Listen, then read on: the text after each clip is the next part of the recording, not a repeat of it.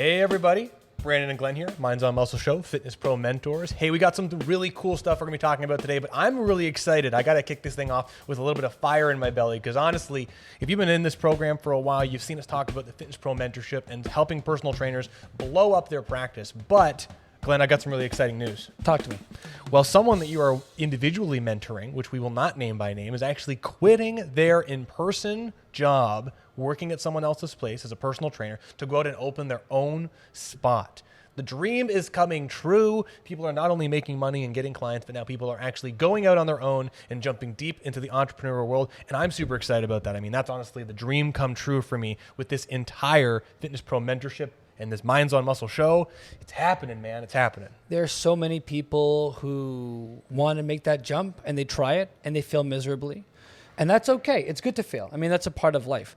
But they go into it not really knowing what to expect. I know lead generation is a huge part of that, which is why we focus on it so heavily in the Fitness Pro Mentors program. I mean, if you have a steady stream of leads coming in, you don't necessarily have to ever be too worried about not being able to feed yourself, because you'll always have enough people that want to pay you for your services. However, so many people try to make it on their own, don't have anything in place, and they get down to 10 hours a week, and those clients aren't referring them people anymore. That well's run dry, could be in a tight spot. So this is the thing, and this is what this gentleman, he's going to come on and do an interview with us really soon. So stay tuned. I'm really excited about this student interview, because ultimately, if you've seen, we did the Ari interview. We've got Daryl Richards' interview. We've got Sam Trotta's interview. We're actually going to have Sam Trotta live here next week, on next Friday, which is going to be awesome. But at the end of the day, there's one thing that's more important for us than anything.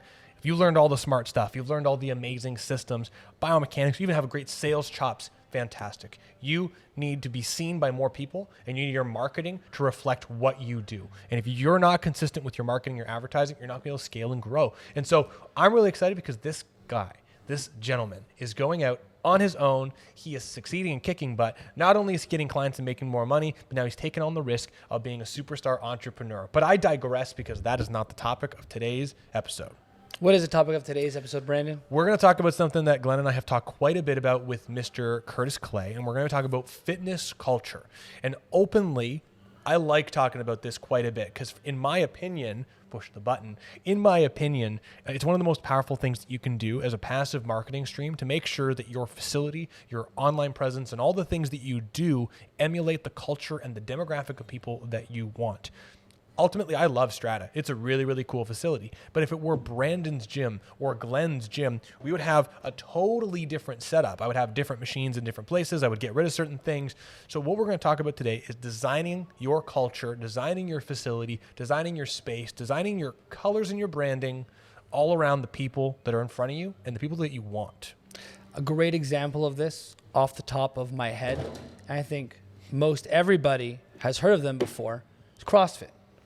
CrossFit did a phenomenal job, whether intentional or as a byproduct, of creating an amazing culture, right? Whether you agree with how they do fitness or not is irrelevant. When you think about fitness culture and scaling, they created a culture that had people excited. They had a community of people that wanted to be there. There was consistency among all the different gyms of what people were doing, how it looked, the feel, the kind of people that it was attracting. And because of that, it made it really easily to scale, to the point now where they release a documentary every year highlighting their fittest person, man and woman on earth. And it's hugely popular. And the funny thing is that it's not popular in terms of every single person who's into exercise and health and fitness. When you think about it, relatively speaking, I think bodybuilding is still much bigger. I think fitness and physique shows are still much bigger. I think people who want to exercise to feel pain-free, like we focus on, is still a bigger source of people being interested in fitness and health. However, those people and their culture are so like rabid about it, and they love it so much that it explodes and it sticks around and everybody hears about it. And that's the kind of thing that I think we want to create, or you want to create for your gym, and we want to help you create. And Brandon is created here at Strat, and I help him continue that legacy on. Is we are now this place that has got a great reputation, and it's scaling. There's more trainers coming into the fold over the next 6 months here at Strata. We are getting more leads, I think, than any other place in town, given that it's August, which is absolutely crazy. This is usually the driest time of the year. And it's all because we really understand the culture of what we're trying to create here, and we understand how to scale it and make it bigger. You know, I don't know if I understand it, but I would say that, I mean, it's a very powerful thing, is that CrossFit So Tom Purvis had this one-day RTS course called The Missing Link for a while. And I don't know if he's still teaching it, but I really loved it because he talked a lot around professionalism and challenging yourself and really making sure that the way you reflect yourself every minute of every day, 100% undivided attention, was all about the person that's in front of you. Well, your facility needs to be like this too, your space and your community. And this is where I love online communities, because when you're a one-on-one based personal training studio, creating a culture with one-on-one, Glenn with his client, you can create a one-on-one culture and you absolutely need to, but when Glenn leaves that relationship with that client and the next client comes in, those two clients don't mingle, they don't interact, they have no association with one another, and the only way that they're even remotely connected is via Glenn. So I think this is a really interesting conversation topic, because like Glenn said with CrossFit and other commodity-based fitness businesses create an incredible business model around the community and the group association. And there's something really powerful to talk about group association in your business. I mean, it's infectious. Openly, I'm a very competitive, someone who used to be quite athletic when I was younger. The idea of going to CrossFit and smashing weights and competing against other people really is attractive to me. But I think it's important to recognize from a health and fitness academic end that that's not really healthy. Right? It's healthy to be competitive. It's healthy to challenge yourself. It's healthy to embark in sports, but making sports and fitness this competition of trying to constantly do more and more and more and more and more and more as a health side thing, we're a little reluctant for that, because in most cases I've seen people get injured. You know what I mean? It's a dose response thing. Yeah, that whole idea that Greg Mack introduced us called hormesis, right? You do too much.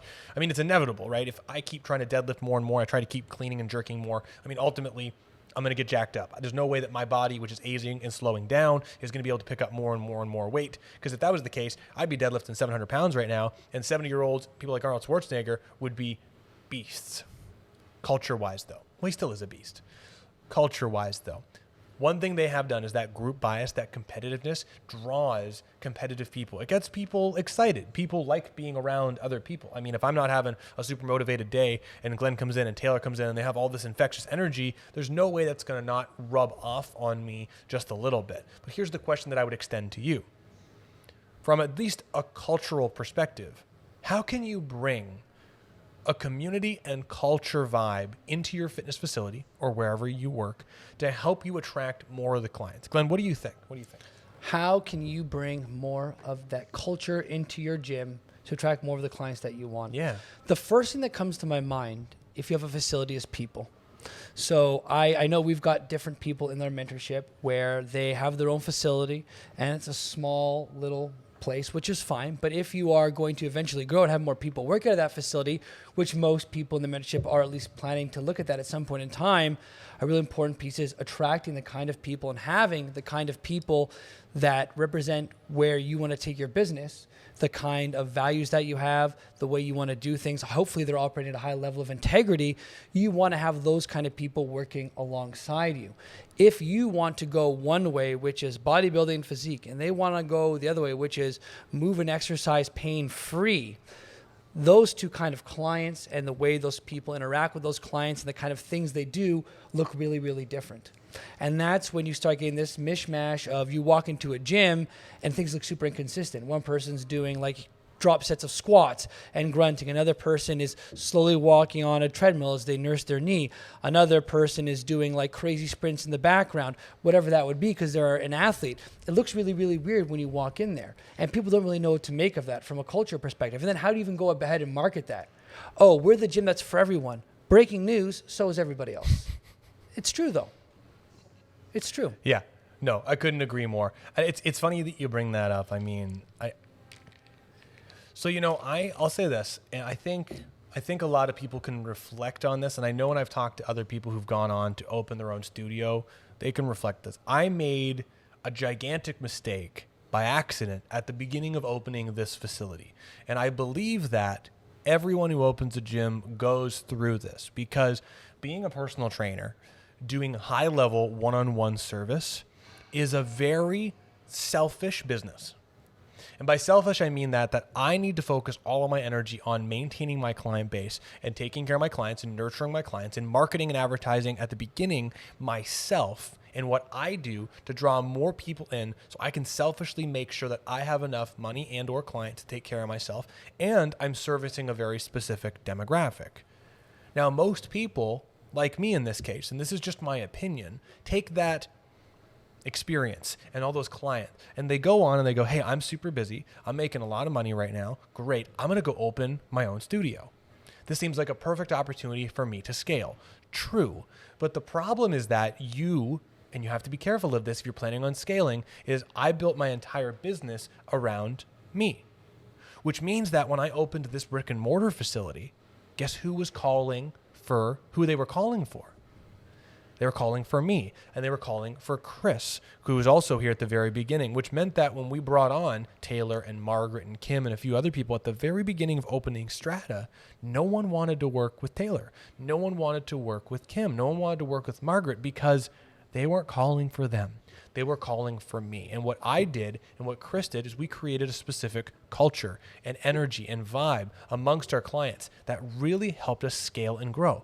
Amazing. But the problem is, how do I have someone call the gym and want to work with this guy? How do you do that, Brandon? I don't know. I just make it up. No, honestly, honestly, the truth is that you need to create a culture with your advertising and your marketing that helps to showcase people like me go to places like this. You need to showcase that's not so much around a person, but it's the actual experience and the actual exercise and the actual facility and all of the people in the facility that help everyone move better and feel better. One of the most powerful things that we've done are champion videos. I've talked about this many times before, but honestly, it's so insanely powerful that every time I do an interview with someone or I talk to someone and they're like, Brandon, I need to scale and grow. What should I do? It's the easiest way to get out of your own way. Because if I interview Glenn as a client and I have him say all these things that sound like I'm doing some sort of holistic medical hoobie-jooby in his words, but while he's saying, I've been working with Brandon, I had this back pain, I started doing some stuff that he showed me, and I felt X, Y, and Z, and now I can do X, Y, and Z, and someone's like, oh, this sounds like therapy. And then I overlay that with B-roll, secondary roll of Glenn doing traditional exercises, maybe slightly unique looking exercises, but not only showcasing just me working with him, but maybe another trainer in here, or him working all on his own. We get this incredible, amazing story of what helped Glenn progress and grow, on top of him doing what looks like what everyone else is doing, but how come no one else is saying all these amazing things about how they feel after they do these things after doing them? And so this creates a really, really cool vibe where people see someone like Glenn, they're like, hey, I'm like him. I'm the same age. I have the same beard. I like soccer. I've got a bad knee. I've got a bad back. But I thought I was doing those things, and how come it's not helping me? And from there, more people like Glenn start to come in the door. It's beautiful. I love it. So when we started this conversation, we said, okay, you said, Glenn, how do we start scaling this whole fitness culture thing? And we start with, okay, we'll find people who are going in the same direction as you and then move forward with them together, right? Educate them, help each other, grow, support each other. And they said, okay, but now what? Well, when you open a facility, don't make it about you, make it about the facility. Make it about what people get when they get here, the experience, have champion videos, right? So they're asking for strat and not asking for one person. Yeah. Now, so we've got our people in place and we've got the people knocking at the door that want to be here.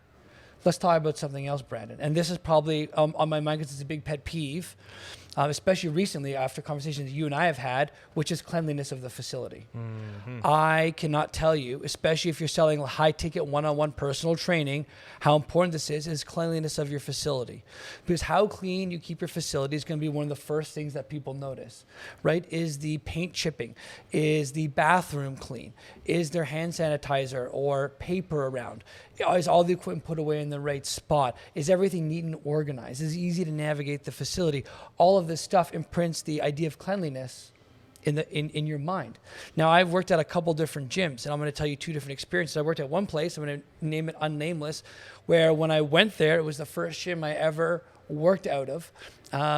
It was unkempt, unclean. The bathroom smelled not great. The paint was chipping. The turf was peeling. There was chalk everywhere.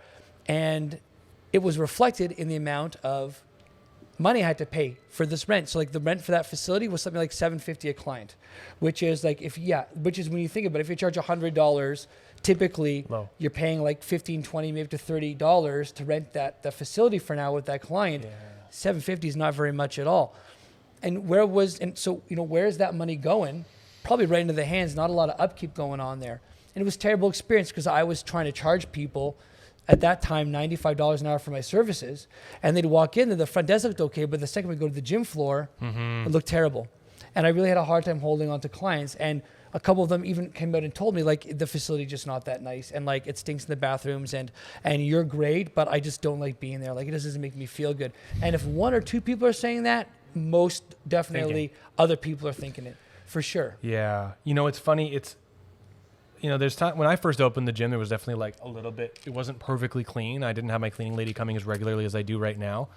And I'd be embarrassed when I'd see like a little dust ball in the corner or something like that. And then the clients would go, "Oh, but you're a gym. That's just okay." And I was like, that's exactly why I need to start getting someone to come in here more. Because if you were going to hire an attorney, right? You're hiring an attorney for whatever service, and you go in their office, and there's like, it's just a mess, right? There's papers everywhere. It's a big pot, like right upstairs right now. I'm getting a new desk. It's a mess up here right now, but you see all clean, right? If it looks all clean and organized when you walk into this place, right? How you do one thing is how you do everything. That carries over absolutely to how you immediately anchoring effect, primus effect, think of the individual, which is one of the reasons why an organized, clean facility really makes you stand out. I think it's such an important thing. The thing I was going to say about the whole missing link thing that Tom brought up, that I'm a huge fan of, when you walk into the bank, right? The bank, clean, sharp, smells okay, right? Doesn't smell like perfume, doesn't smell like garbage. It's, it's all clean. And then you go up to the bank teller, and most bank tellers are really, really nice. But if any one part of that experience, right, the building is an inconvenient location, it's messy when you walk in, the bank teller that you see over there is that crabapple one that always gives you a hard time when you talk to them, all of that builds up to the ultimate experience of, I just don't want to go to that spot. I wish there was a drive-through. And in some cases, to the point that you might even think about going to an entirely different location just because it's a mess. So really simply, keeping your facility clean is a no-brainer, but you have to see it on like the big picture side of it, satellite view. You might not think it's a big deal that there's dust bunnies in the corner, and your clients might even say, "But Glenn, this is a gym. It's okay." But at the end of the day, they're all watching. They're all looking, and there are subconscious experiences that people have with this place smells, it's hot, it's messy, that turns into how they think of you and your facility.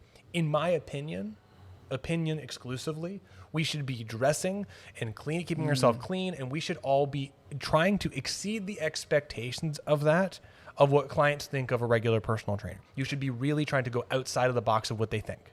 I was going to say an extension of cleanliness is how everybody in the facility is dressed and how they look. Because I think that, and like this is another thing, like if you go into a facility where you're not paying very much for personal training or experience or very much for the gym membership, you will notice this all over the place.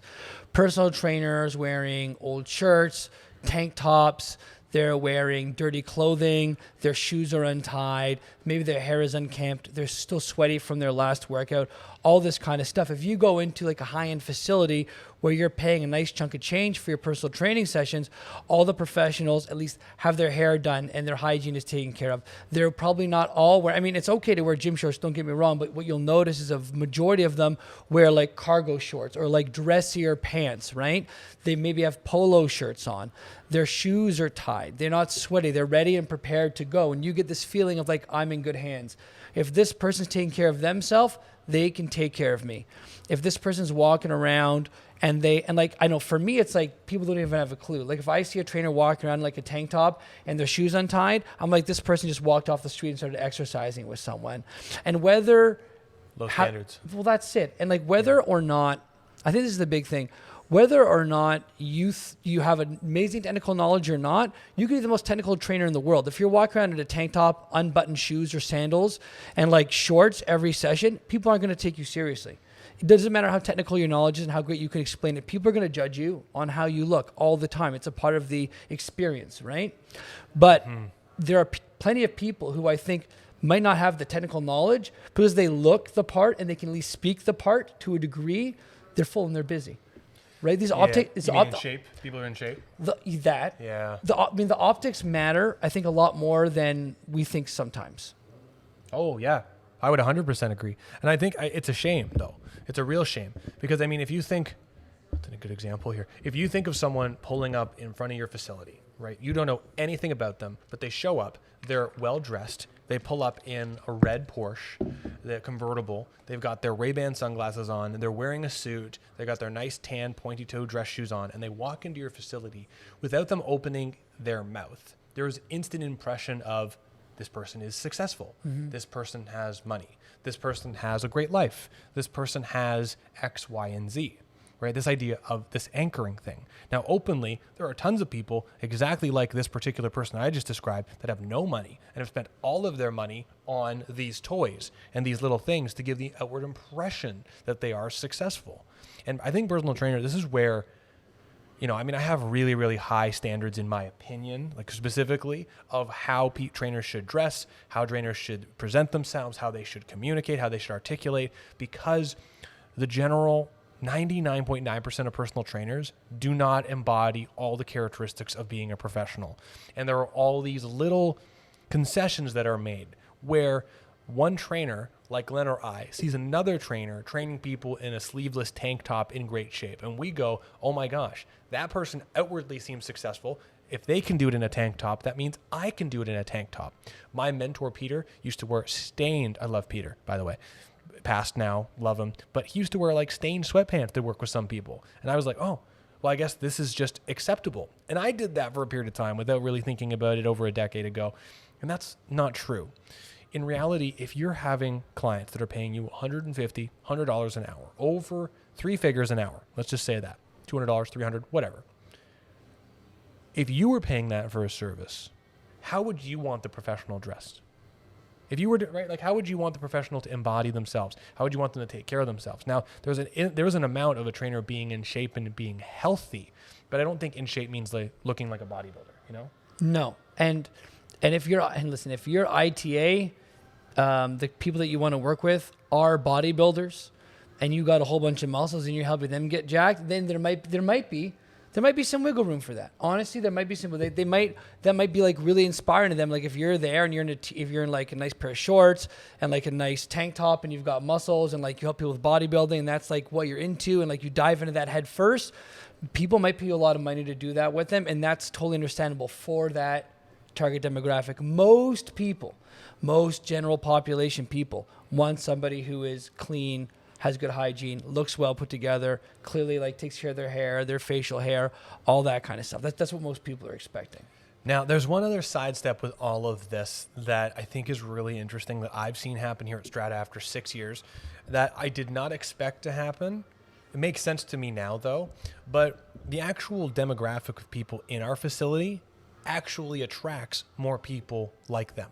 Right. And Seth Godin says it best. People like me go to places like this. And when we started doing our membership on top of our one-on-one service, right, our membership here is an exclusive service just for our one-on-one clients. And this helps to maintain a really high quality demographic in our facility, which is cool. But it means like right now, there's some people on the gym floor exercising on their own, doing their own thing. And them doing those exercises on the floor, they see other people like them, same age demographic, maybe some joint problems, and they go talk to them. And they build a community and they start chatting. And then they start inviting their husband or their wives or their friend. They say, yeah, you got to check out this place. It's amazing. The equipment is amazing. The place is amazing. And I think that's really incredible because you get like this compound interest, like an investment where you start working on creating a nice clean facility. You get more people in the facility that you want in your facility that resonate with your client avatar. And then they're so happy in here, they start telling more people. And talk about like the best hot referral style lead. I think it's incredible. Remember the CEO avatar that we talked about? If you don't know what we're talking about, check out last week's episode. But if we have the CEO avatar, you should have a CEO facility. How do you think of your facility? How do you want your facility to reflect what you do? And if you do a great job, it'll attract the people that you want. Yeah, I think there's also something to be said about getting rid of the people that are hampering your facility as well. Because I mean, every gym that I've worked at that I can at least think of, pretty much everyone I've ever worked at least for more than a year or two, has had to let trainers go because of the negative impact they were having. And once that trainer was gone, it made a huge difference in the quality. And like people are like, oh, but that person brings in thousands of dollars a month, XYZ, da da da da da, but it kills morale of the other trainers in the facility. Even the members that go there don't like being there. And that ultimately is going to have a much larger impact on your bottom line. On every gym I've worked at, I can think of like getting rid of toxic trainers made a huge difference. And in addition, toxic clients. There are some clients, Toxic I mean, I've had it happen to myself too, where I had a client who was, I think, a toxic guy. He definitely had some anger issues. It never was really a huge problem until it was, right? That's how these things go. And I remember, he got in like not a physical altercation, but an altercation with like a young teenage kid. Where they're like having words with each other. In the facility? In the facility, on the gym floor, and when he came to work out on his own. And I wasn't there. But you can't have a 35-year-old man having beef with a 15-year-old kid.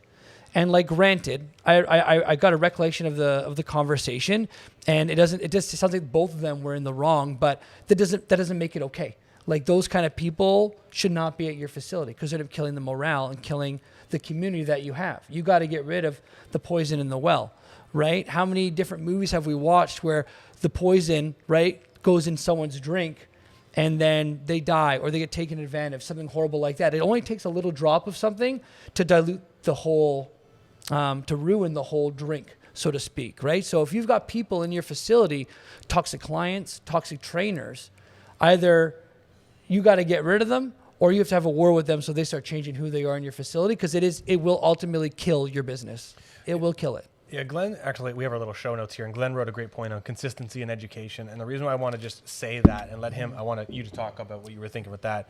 But in the Fitness Pro Leaders program, like when we're talking about like gym ownership and attracting the team that you want, I really talk a lot about that, attracting the team that you want. And it's the same with clients. Like, how do you attract the clients that you want?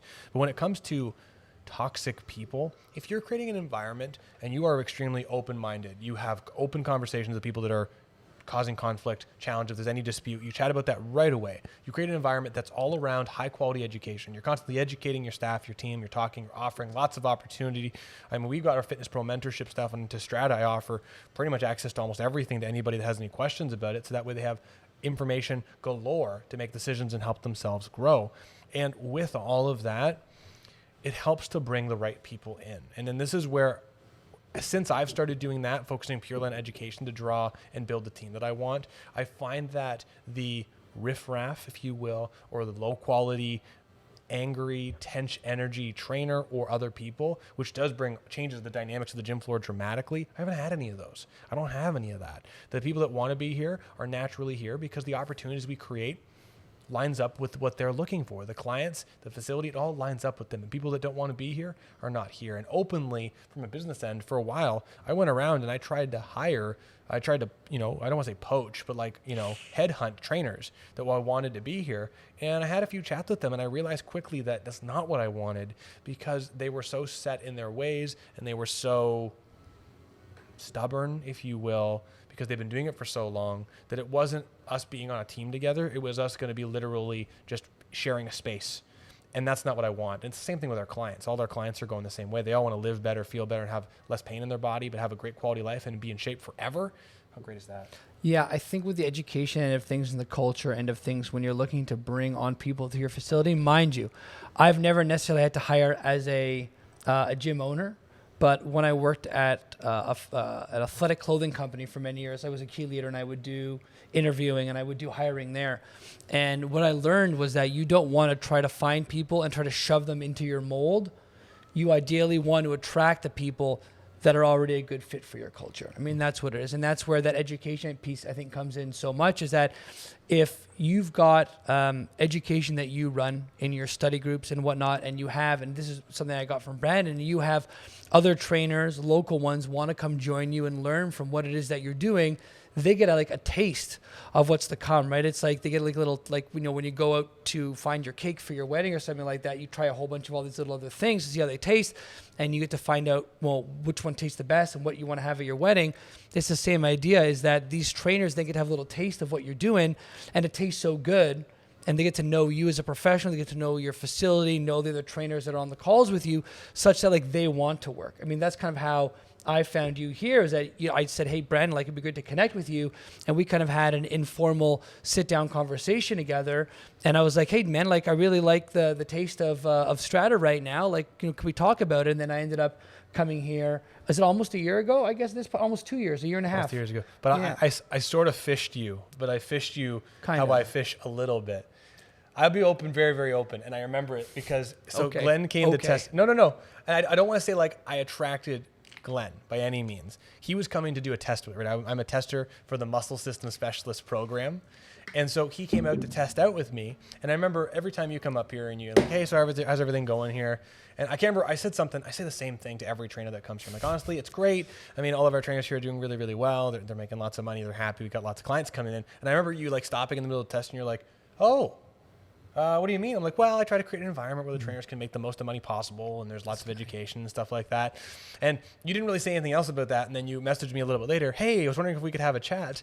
And so I'll be open, right? I didn't like, I'm joking around a little bit. I didn't like, okay, I'm going to get Glenn. But it was, what I do openly is I throw conversation pieces out there because everything I said was true. It wasn't like, I mean, Glenn's still here, so obviously I haven't like pulled the wool over his eyes and be like, you're not going to make any money, but I give you, it was very much like I threw some words out there. I explained a little bit about what we do softly, and I always do it as kind of like a reverse negative where I kind of like throw it out there, maybe ask a question about something else. So I throw a bit of information and then move on. But what I did allow was I allowed for Glenn to kind of percolate on the information and I was going to say capitulate, if you will, to change. He came in here for a test and go, maybe I want to talk to this guy about something else.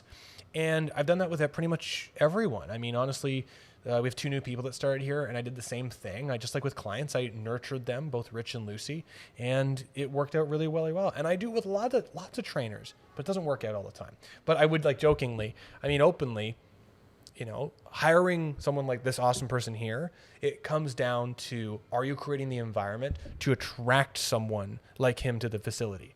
And there was a bit of sales on that side too. Do you remember that conversation? No, I was going to say that's probably how you did it really, really well because I don't remember. I remember sitting down with you like at this very desk and talking about it, but I don't remember that. Yeah. I mean, honestly, and this is the whole thing, is that if you create, because the facility was clean. It was a huge upgrade from when Glenn first came in here years ago. The team had really grown. Taylor, who was a peer of Glenn's, really, really grew into a professional. So I'm sure you saw all these markers of someone growing and succeeding. And then I kind of jokingly threw this out there. Yeah, everyone makes a lot of money here. They're doing pretty good. Anyway, let's move on. So, well, I mean, I feel like we've actually almost covered everything that we wanted to cover today. And the big thing that's standing out, for me is, you take a look at where you are as a professional, and you've created this business for yourself. That's amazing. You're attracting the clients that you want to attract. You love the people that you're working with. You're earning the money that you want. And now that switch goes off in your brain where you say it's time to scale.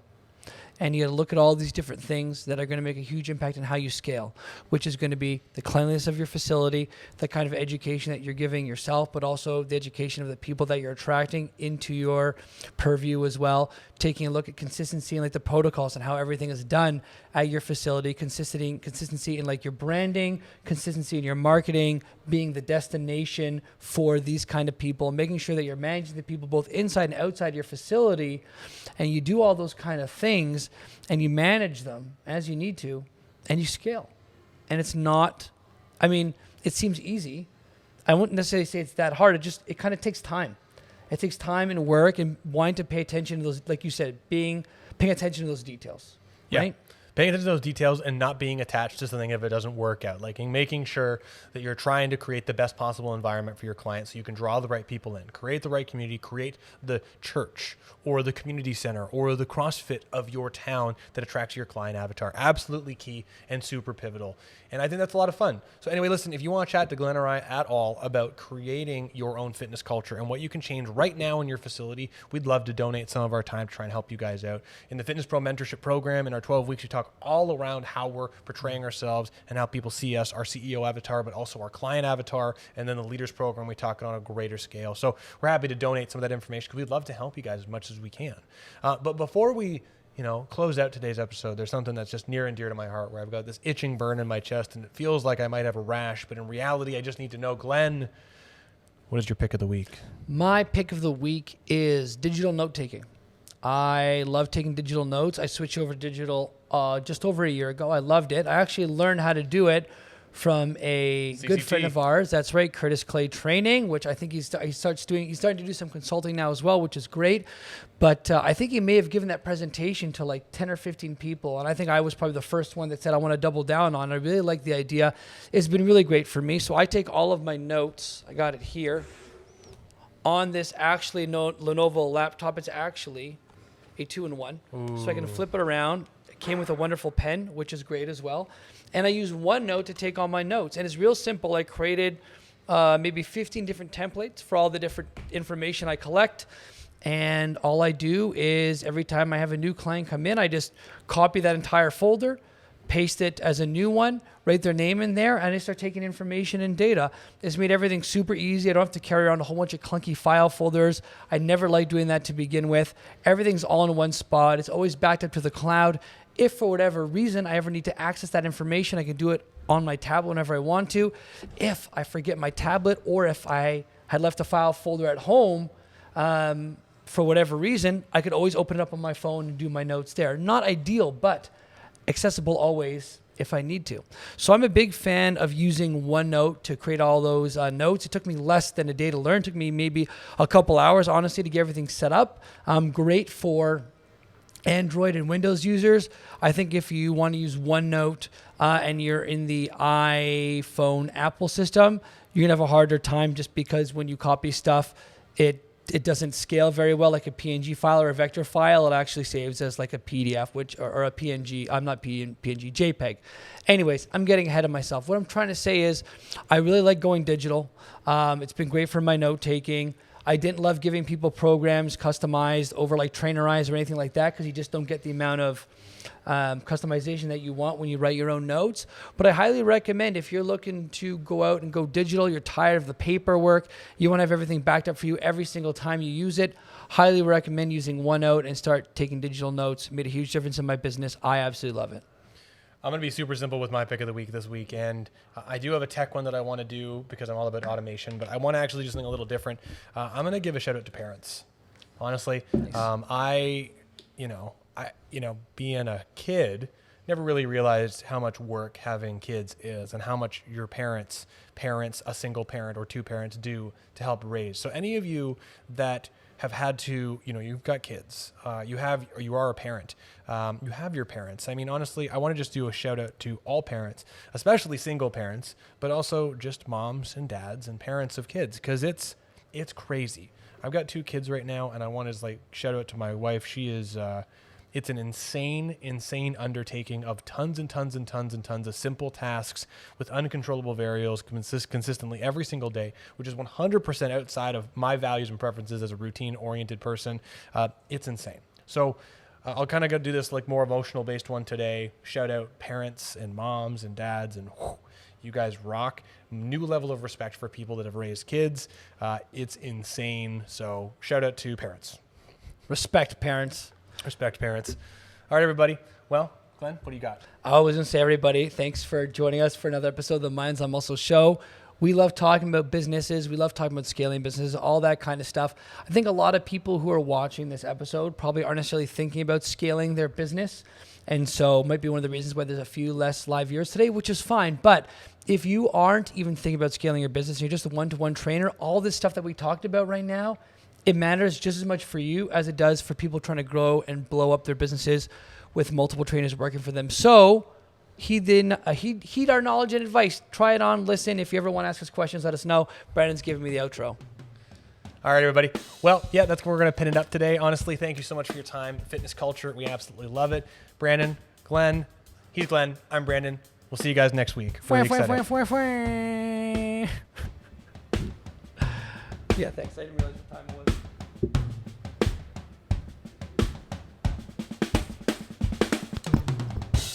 I love that. Did you get it?